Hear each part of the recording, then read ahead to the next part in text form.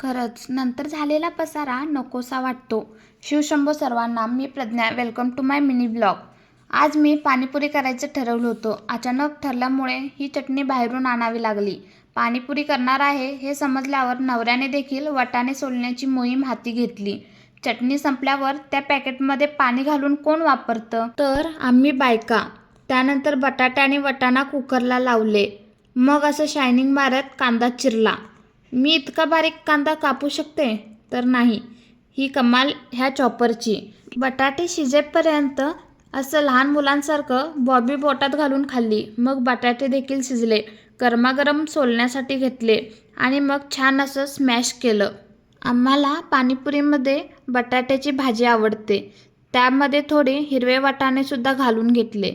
त्याने चव आणखीनच वाढते. कांदा, बटाटा, वाटाणा आणि लाल तिखट, जिरेपूड, धनेपूड, चाट मसाला, गरम मसाला आणि चिंचेचा वरून थोडा कोळ घालून सर्व जिन्नस एकत्र करून छान असं मिक्स करून घेतलं. मग सर्वांची आवडती पाणीपुरी सजवण्यासाठी घेतली, नाही, बनवण्यासाठी घेतली.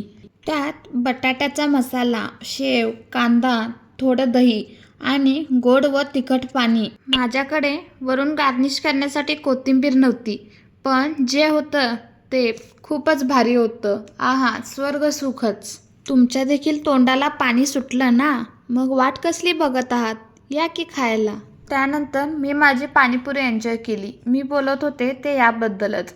खरंच एखादा पदार्थ बनवून खाण्यासाठी जितका कंटाळा येत नाही ना, तो हा पसारा आणि भांडी बघून येतो.